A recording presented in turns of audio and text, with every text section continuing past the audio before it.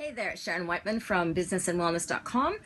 We're well into the final quarter of our series on financial literacy, an option. This is all about being empowered with education so that you can research, make your choice, and make a difference in your situation. So in this video, we're starting to move into some of the solution. What are the options if you've been with me on each of the videos so far and you're realizing, yeah, it's time for me to take some action. I can do this, I can research, and you want to know, gee, what are my choices to make a difference in the financial bottom line for my household.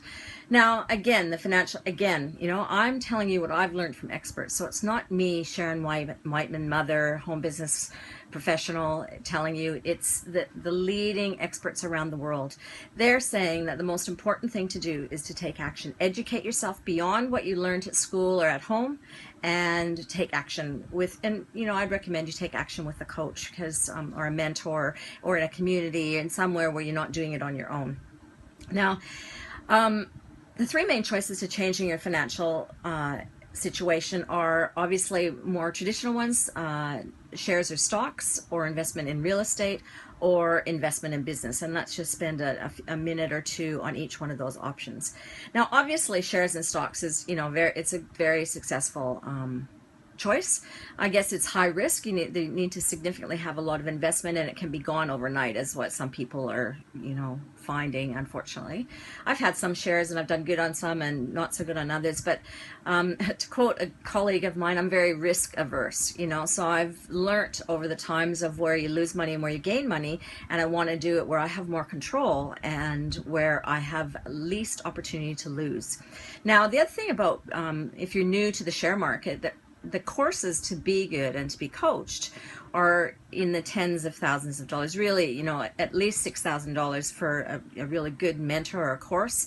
And so that, again, all the way, you've invested that and you come away with some knowledge, but nothing in the immediate term. Then you need money to invest to start turning over. And if you remember some of the figures I talked about in the last video about how much money you need to have as far as cash flow to be saving, say, for a secure retirement, if that's your goal, or to be saving towards investment in a home or a quality of lifestyle for your family, you need to have significant money invested to be able to get that kind of turnover to live on. The next choice that I mentioned is investing in real estate. Now, I've got, I think, 10 or 12, we're just in the process of selling a couple investment properties, and they've been great. We were able to take I studied with somebody by the name of John Burley, and also Robert Kiyosaki, and a few other of the Kiyosaki trainers, and we invested where we could have cash flow neutral properties. So they're positively geared, so they didn't cost us money. We made an error in one council because we didn't take the much higher council rates into consideration for that, but that's obviously minor. We've won on all our properties. The ones that we've sold, we've made a profit on, and that's great. But you know what? They didn't offer us that passive income I've been talking in the other videos. Does it make it a bad idea? Absolutely not. If you've got skills or passion for real estate, it's definitely a way to make cash flow. But the other thing is, if you're talking about my risk-averse situation, it's still high risk. The courses to learn about how to do it properly, if you're a novice, again, are in the tens of thousands of dollars. It could be argued that the days of starting with no money down are gone. We were lucky 15 years ago to start with, or 13 years ago to start with a government grant as a first homeowners grant, and we went from there. But that's very minimal now available. And also the positive geared situations have shrunk since then as well. So it's not that you can't find them. But again, I'd recommend to get a great coach. And if you've got cash flow to invest, you can do that. But again, it's risk. It's a higher risk. And I was really looking for something, and I learned to look for something and to evaluate my investments from a low risk perspective. The other thing about real estate I forgot to mention here is that the banking situation is almost changing day by day. They're risk averse as well, and it's harder and harder to look good to a bank to borrow money. And so even cashed up people are having difficulty getting finance these days. Obviously that's a changing environment, but it's definitely some of my peers who are doing investment in real estate, and they're doing joint ventures now to get their money together to do that, and that adds a whole level of complexity to it. And then the third choice, so we've talked about shares and real estate investment, and the third choice is to start a business. So obviously you could start a traditional business, you could start one from scratch if you had a skill or a passion, you could purchase one. Again, a lot of investment capital required there. Franchises are becoming a very mainstream. They used to be very fringe, didn't they? They used to be rejected and dismissed as sort of wacko.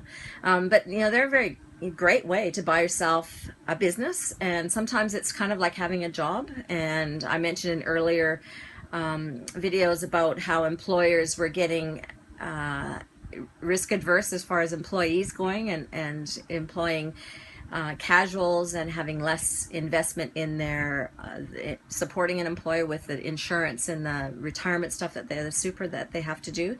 So again, that's a very changing environment. But if you have skills and it's a passion, then and you have the money to invest in that, and you've done your due diligence, and you can see a profit coming out of that, and you do the right thing with your extra, so you don't spend all you make, and you invest they take a skim off the top and you invest that for your future, then absolutely it's a great choice. I'm not recommending against any of them, but if you want to be risk-free, that's what we're moving to now. So the next option that the experts are saying, they're starting to we're talking Kiyosaki, Trump. You remember that video I showed you, or the picture I showed you in the last one? These are all wealth experts. Have I got it there? Yeah. These are all wealth and business experts from around the globe. They are recommending home business. So my recommendation to you is to evaluate different kinds of home businesses. You know, there's Party Plan, there's direct selling. Oh, sorry about that. There's Party Plan, there's direct selling.